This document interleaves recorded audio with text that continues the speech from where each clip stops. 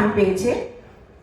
এই তিনটি ঘটনা, কবিগুরুর 100 বছর আগের এই তিনটি ঘটনাকে নিয়ে আমরা আমাদের আজকের আলেখ্য নির্মাণ করেছি। আমরা পরিবেশন করছি এখন উদাত্তর পরিচালনায় আজকের আলেখ্য শতবর্ষ আগে। সংকলন ও গ্রন্থনা গৌতমী গাঙ্গুলি, অংশগ্রহণে ভাষ্য ও সংলাপ শ্রীযুক্ত শ্যামল চক্রবর্তী ও গৌতমী গাঙ্গুলি, সুরে রীতা গাঙ্গুলি ও লিজা সাহা, ভাষ্যে বন্দনা পাল, পায়েল দত্ত, সোমা সাহা, আবহে প্রিয়া সাহা, সামগ্রিক পরিচালনায় উদাত্ত। শুরু হচ্ছে শতবর্ষ আগে।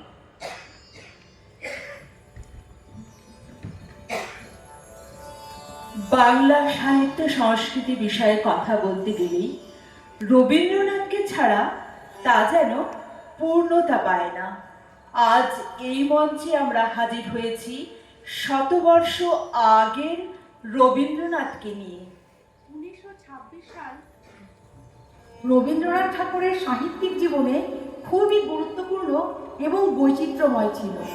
ওই বছরে অনেকটা সময় তিনি বিদেশ ভ্রমণে কাটিয়েছেন বিভিন্ন আমন্ত্রণে।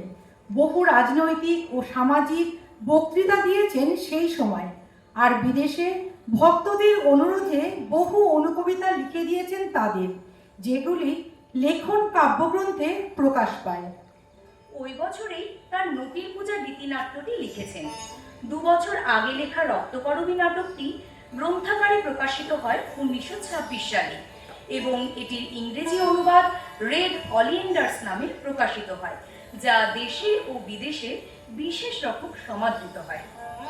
এই বছরেই বিশেষ উল্লেখযোগ্য আরও একটি ঘটনা ঘটে। HMV ইন্ডিয়া কোম্পানি বৈদ্যুতিক মাধ্যমে প্রথম এদেশের রেকর্ডিংয়ের কাজ শুরু করে 1926 সালে।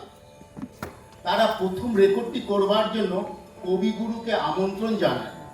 বিশ্বকবি তার 1406 কবিতাটি বাংলা এবং তার ইংরাজি অনুবাদ দুটি স্বকণ্ঠে আবৃত্তি করে রেকর্ড করা। 100 বছর আগের রবীন্দ্রনাথের এই তিনটি বিশেষ ঘটনায় শতবর্ষ পূর্তিতে আমরা আজ লেখন 1400 সাল এবং রক্তকরবীকে এক সূত্রে গাঁথার চেষ্টা করেছি। নটির পূজা চিত্রনাট্যটিও ওই বছরেই লেখা, তাই সেটিকে নিয়েও এবছরেই আলাদাভাবে কাজ করার ইচ্ছে আছে।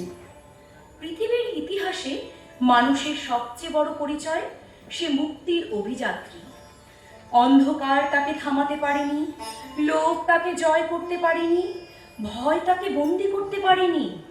তাই কবির কণ্ঠে যুগে যুগে উচ্চারিত হয়েছে মানুষের জয়ের বাণী। ভেঙেছো জোয়ার, এসেছো